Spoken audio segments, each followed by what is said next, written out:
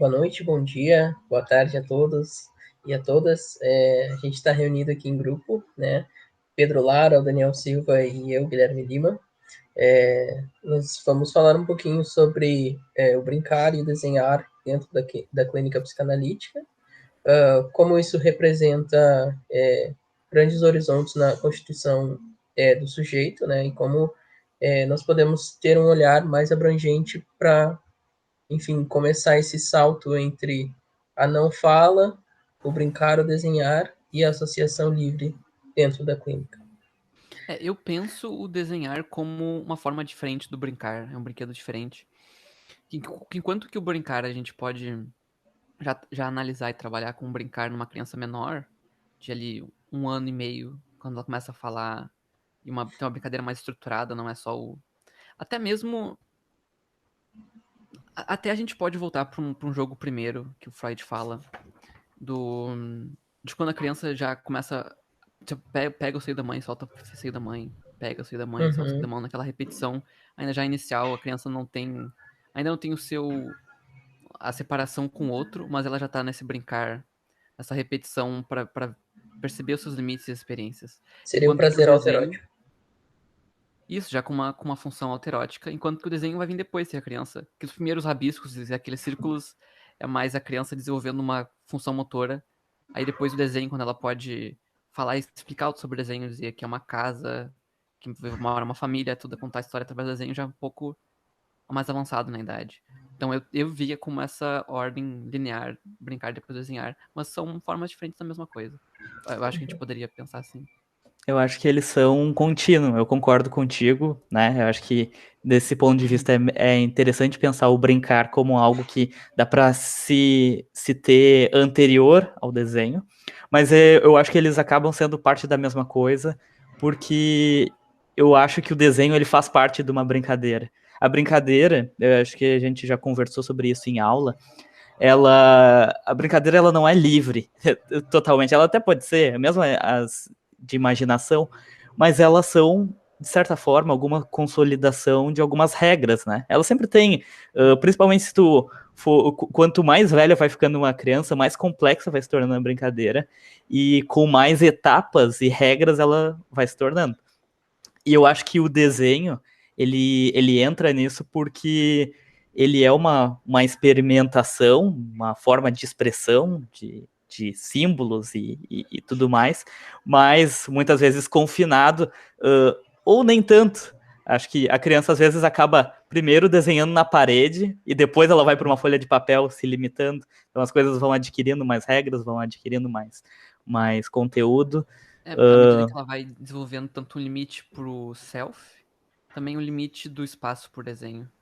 Exato, exato. Então, eu acho que quando a gente estiver falando hoje sobre desenhar e brincar, basicamente a gente vai estar falando a mesma coisa, né? Tem as suas diferenças, a gente vai destacar, mas basicamente eu acho que o objetivo, o endereçamento final é o mesmo, que é basicamente uma forma de representação do que a criança tá tendo, o que ela tá sentindo simbolicamente, né?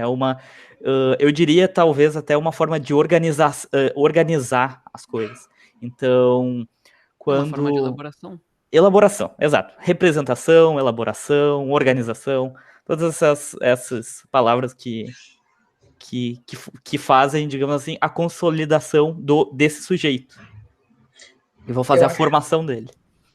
perfeito. Eu acho também que o desenho, né, num contexto clínico, pode ser um facilitador, né? Por exemplo, a gente pode pensar numa criança que está assustada, né, no primeiro dia de, enfim, de terapia. Não sei se eu posso entrar já nesse tópico, mas depois a Uhum, gente volta uhum. qualquer coisa.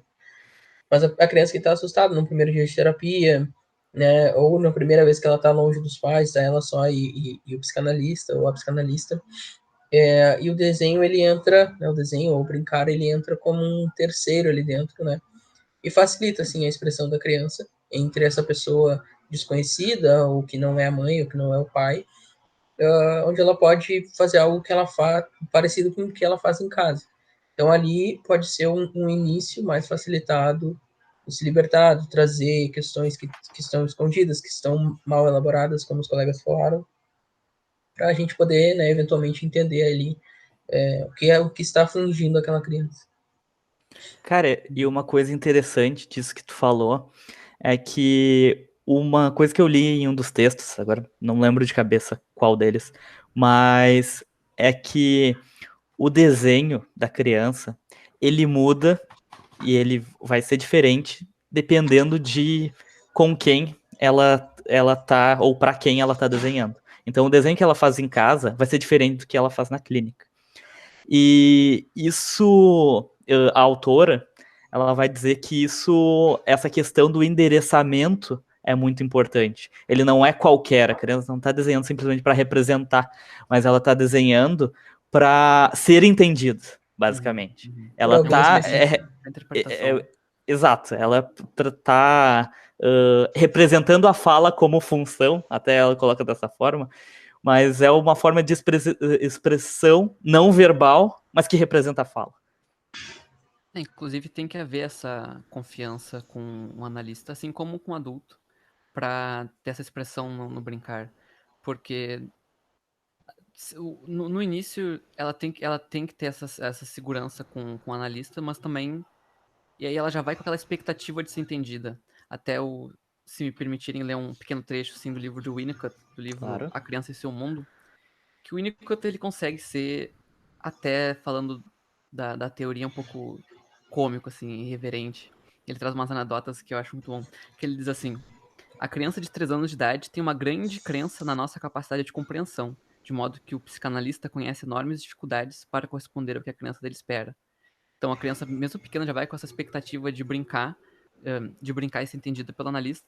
E aí ele continua dizendo: grande azedume pode sobrevir ao desapontamento de uma criança a tal respeito, e não poderia haver maior estímulo para o analista em busca de uma compreensão mais profunda do que a aflição de uma criança perante nosso fracasso em entendermos o que ela tenta nos comunicar.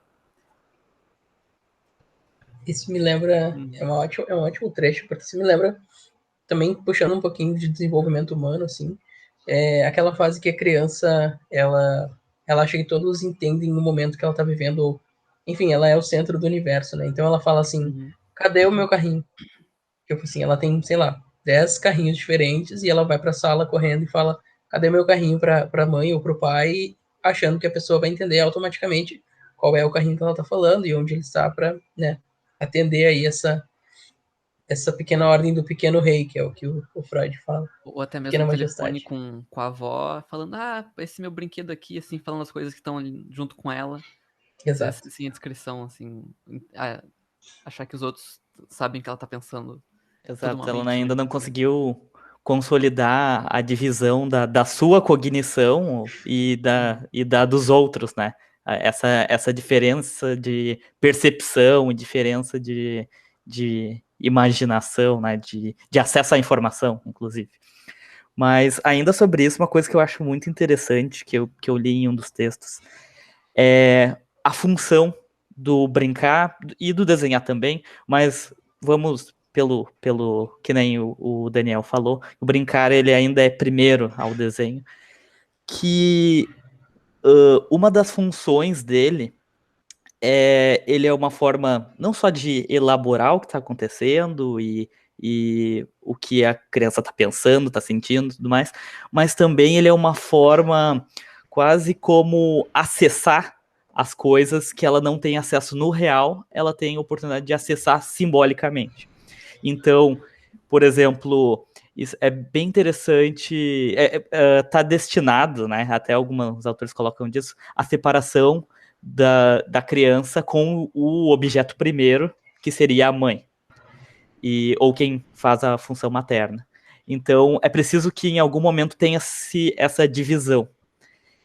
Então, é uma coisa que é chocante para a criança, né? Mas que é necessário. Ela precisa, aos poucos e gradativamente, adquirir autonomia. E o brincar, às vezes, é a forma com que ela adquire. Ela pode imaginar a mãe, ela pode representar a mãe através do bonequinho, através da representação do faz de conta, fingir que outra pessoa é tal coisa, e é assim ela vai conseguindo acessar os desejos dela, que ela não tem de forma direta, e que ela pode acessar simbolicamente. Ela como substituto, né? Então ela gostaria do seio da mãe, mas agora ela não pode mais ter o seio da mãe. Então ela tem o bico, ela tem a mamadeira. Então ela vai, é assim que vai se constituindo os vários substitutos para as coisas, até a criança ir adquirindo uma autonomia completa, se é que a gente possui uma autonomia completa, né?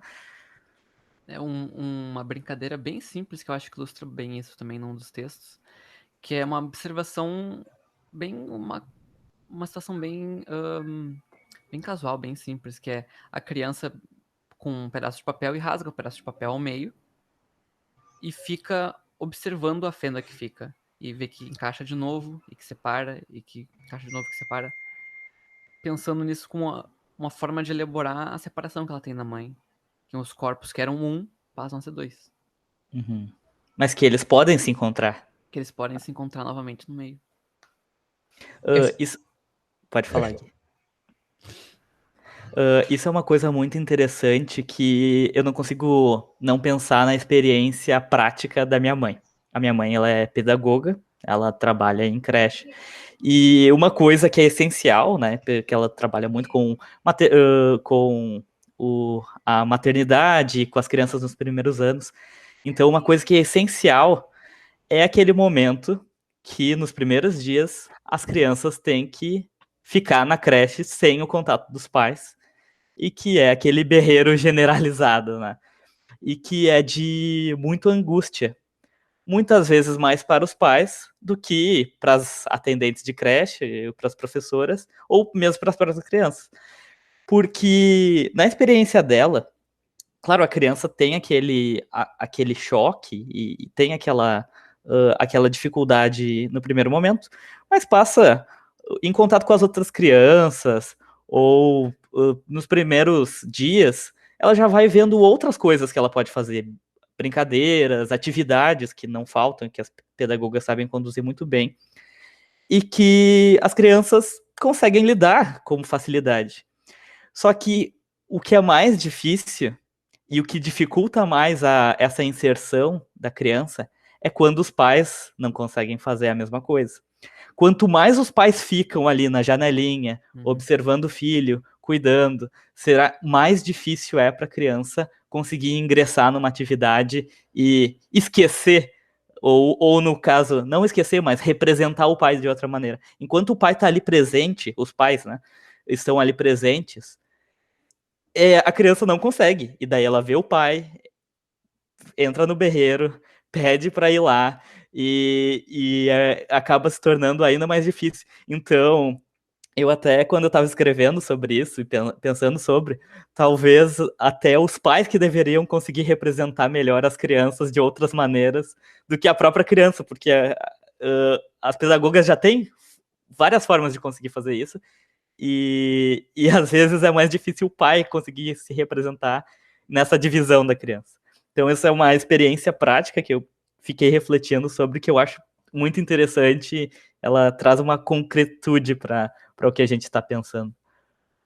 É bem interessante, porque a união dos pais com a criança é uma união de duas vias, né? Exato. Eu fico pensando naquele momento da mãe pássaro deixar o filhotinho pássaro sair do ninho, né? Aquele choque, né, de empurrar para aprender a voar. Obviamente é muito mais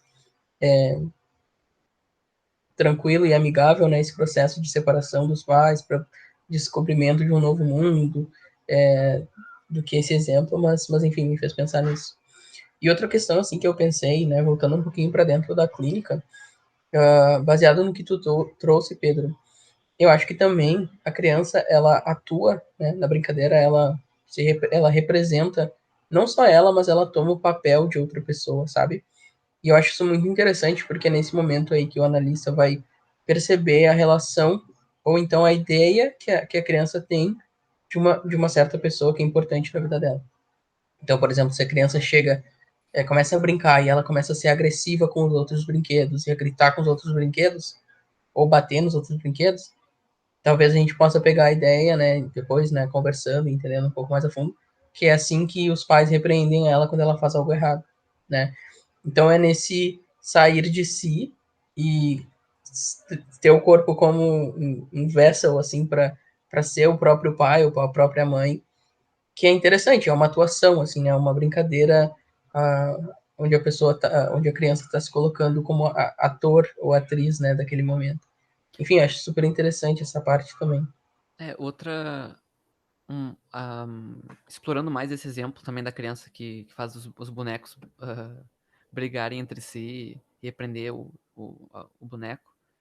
Eu penso, não deixo de pensar também na repetição, no princípio da repetição que o Freud traz no Além do Princípio do Prazer, da repetição pela brincadeira dessas experiências, mesmo que as negativas, para ela poder lidar com esses sentimentos, em vez de ficar sofrendo de uma maneira passiva, ela fica repetindo e cada vez que ela repete, ela tem um entendimento maior daquilo.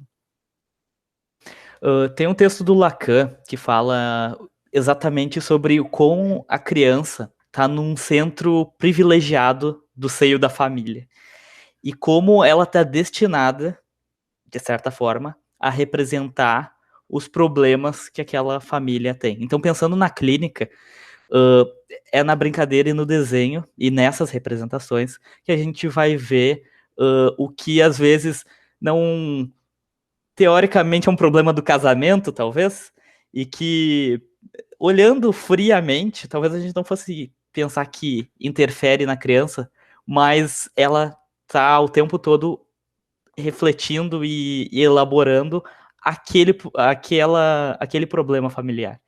Então, isso é uma coisa que eu fiquei pensando assim como ela está destinada, porque é aquilo que ela tem acesso, basicamente, à sua volta. E ainda, sobre essa coisa que vocês falaram sobre a brincadeira como representação, também eu fico pensando que tem terapias, a gente já viu isso em outras disciplinas, por exemplo, a esquizoanálise, eu acho que trabalha um pouco sobre isso, que é com esse viés de grandes problemas que tu teve, dificuldade, sei lá, a perda de alguém, presenciar a morte de alguém, ou coisas que tu não conseguiu, uma situação que tu sofreu e tu não consegue lidar, tu representá-la elas como atores, né? Tu pega o papel, esse vai ser o teu pai, tu vai ser tal pessoa, tu não precisa ser tu mesmo, e remontar aquela cena que basicamente é a mesma coisa que a criança faz o tempo todo na brincadeira. Ela tá fazendo um jogo de papéis ali. Isso é muito verdade. Acho que o psicodrama também faz isso, né? Isso, exato. Uhum, uhum. Uma questão que me veio, assim, falando da clínica também, que é algo bem, bem complicado, né, e um pouco triste, assim, porque eu fico pensando, né, no momento que a criança começa a representar isso que tu trouxe, né, Pedro, problemas da própria família, né, trazer, então, que os pais estão sendo agressivos com ela, ou então que a maneira que eles estão reprimindo, né, não é a melhor maneira para um desenvolvimento saudável. E aí, no momento que o analista confronta, né, os pais e falam, não diretamente, mas falam desse peso que eles estão tendo nas angústias da criança, pode ser o momento que a criança vai deixar de ir à clínica, né? Porque os pais se sentem desconfortáveis, eles estão sendo confrontados por alguém, quem que essa pessoa pensa que é para me dizer como que eu vou criar meu filho, né? Tudo mais. E aí é um momento triste, assim, porque a gente está chegando na raiz não, assim, mas, enfim, numa fonte de angústia, né? Enfim, que da melhor maneira seria que os pais começassem a frequentar a clínica e, enfim, rever alguns comportamentos. Mas isso me veio também. O trabalho com a criança acaba puxando também um pouco para um trabalho com a família. Então, Sempre. sem a cooperação dos pais, fica difícil realmente.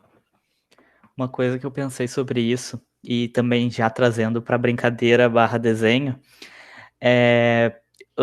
também pensando na experiência da minha mãe enquanto pedagoga, quando ela fazia a faculdade.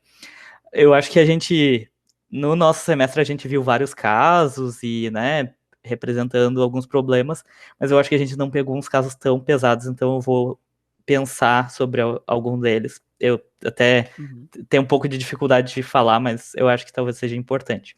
Minha mãe, quando ela está fazendo a graduação dela, ela estudou sobre desenho e sobre crianças abusadas.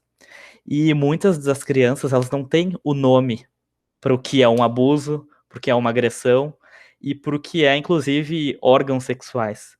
E como isso era muito importante, e as aulas dela eram dedicadas a ficarem atentos àquilo, se aquilo aparecessem nas aulas e nas práticas, porque aparecia muito, e eu acabei vendo esses desenhos que são muito fortes, que são, por exemplo, o desenho da família, e daí um familiar específico tem os membros substituídos por todos que parecem um pênis.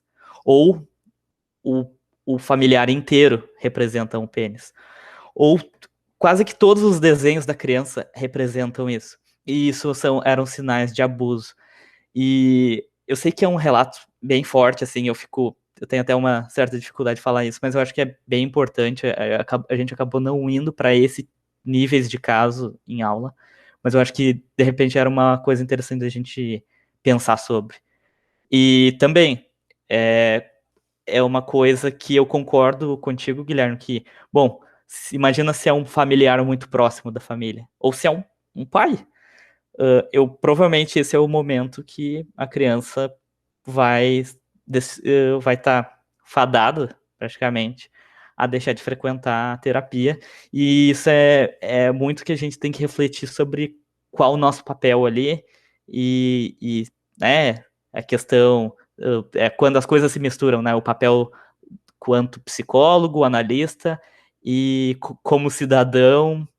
Então a gente tem que avaliar questões judiciais, enfim, é um outro assunto, mas eu achei importante trazer isso. Indo para as psicanálises, digamos assim, mais diversas, elas acabam sempre... Tem que focar na interpretação que o sujeito dá sobre a sua obra e não a partir da obra, mas sim a partir do sujeito. Exatamente. Acho que a gente pode fazer então aqui uma ponte para que a interpretação do desenho, assim como o brincar, não é uma interpretação do que está estampado ali, mas do que a criança nos conta sobre aquele desenho. Então é ter menos foco pro desenho, mas utilizar o desenho mais como uma forma de uma ponte para comunicação do que o que está sendo dito em si. Não é um código, né? Assim como Freud fala na interpretação dos sonhos, não quer dizer que a criança pegue um trem que ela esteja representando, sei lá, a rapidez da vida. Não, nada a ver, sabe? Tipo assim, ela pega um trem no contexto específico dela, no contexto específico da clínica, e a maneira que ela se relaciona com ele vai daí do analista interpretar aquilo, enfim. Mas bem lembrado também. Na obra do Freud, Construções em Análise, ele fala que como o analista sabe que uma interpretação está correta, né? Quando ela provoca uma movimentação no paciente, causa um insight ou um breakdown. Então, acho que o mesmo pode valer para a interpretação do desenho, do brincar com a criança, que a gente teve de alguns casos, em que o analista ele propõe uma interpretação por desenho, tenta levar para um lado, mas aí vê que a criança não é por aí, a criança não pega isso, deixar de lado e continuar pro que a criança está dizendo. Até foi uma das críticas que eu fiz num dos meus escritos, que um dos casos a analista estava focando muito na questão da sexualidade, ou da ausência da sexualidade da criança. Tava focando muito naqueles, né, o que havia nas calças, pernas. Tava bem claro que a analista estava querendo procurar alguma coisa em relação ao pênis, mas a criança não pegou e ela ficou insistindo nisso, que eu acho que foi um pouco de um equívoco no momento. Eu também, como eu falei antes, o desenho ele tem um endereçamento, né? Então, quando ele quer ser interpretado, mas eu acho que ele tem que ser interpretado a partir da visão infantil. Então, eu acho, inclusive, até fazendo uma pequena provocação, se tu pega uma obra qualquer e tu dá tuas interpretações do que aquela coisa representa, do que aquela outra representa, eu acho que tu provavelmente tá falando mais de si mesmo e de como tu enxerga o mundo do que de quem fez a obra. E eu acho que o mesmo vale para a criança. Se não é a criança que está falando sobre a própria obra, podemos colocar dessa forma, basicamente o analista está falando sobre si mesmo e não sobre as questões da criança. Eu Mas concordo. Desculpa. Pode falar. Não, só então para rapidinho, né? Eu concordo, mas eu acho também que, além de falar de si mesmo, de repente o analista pode estar colocando a teoria psicanalítica na frente, ou enfim, entre o paciente e ele, e tentando procurar um exemplo escrito no livro, tal, sabe? Em vez de conseguir analisar e tomar, assim como muitas pessoas falam, né? Tomar a teoria como uma bagagem, como uma mochila, mas não como algo que te coloca na tua frente, que tu não vai enxergar. Enfim. Exato. Mas eu queria pensar também uma outra coisa, que nos meus escritos eu fiz uma reflexão e eu queria compartilhar ela com vocês. Eu queria saber o que vocês acham. Porque eu acho, e eu, lá no início dessa conversa, o Daniel até falou um pouquinho disso, que é sobre como o desenho ele acaba sendo uma coisa que ele começa como rabiscos e vai desenvolvendo a motricidade da criança, né?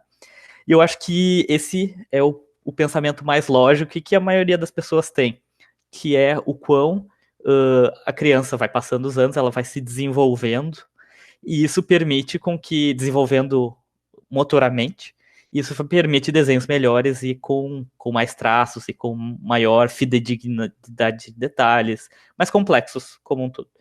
Mas eu já quis pensar, quando eu fiz essa reflexão, eu quis pensar na outra via, que não é a motricidade que permite desenhos mais complexos, mas é como ela se constitui simbolicamente no mundo que permite a motricidade. Então, conforme ela vai se consolidando, e uma criança, digamos assim, saudável, com os pais presentes, né, saudável, entre aspas, eu coloco aqui, mas que se constituiu de uma forma razoavelmente bem, eu quis dizer que ela vai adquirindo mais complexidade, mais traços, por causa que ela tá vendo o mundo com mais traços. Ela tá vendo o mundo com mais cores, até. Isso explica ela usar mais cores nos desenhos dela, com mais contorno, e, enfim, com mais contorno também, vendo mais divisão entre as coisas. Então, eu coloquei dessa forma, é uma reflexão pura, e inclusive, né, batendo com crianças que talvez não tenham se desenvolvido a sua constituição bem, não conseguem chegar nessa etapa, ou estão numa etapa de desenho anterior, e que não é um problema motor que ela tem. Não sei, eu queria saber o que vocês pensam sobre isso. É uma observação muito, muito interessante, realmente. Eu não tinha pensado por essa via, mas é possível. É bem interessante pensar dessa forma. Até seguindo essa linha de pensamento, daria para pensar, talvez esticar um pouco demais, não sei, vamos ver. Que pensando nos desenhos iniciais da criança, que ela pega o giz de cera e faz rabiscos, são já círculos, né, movimento circular.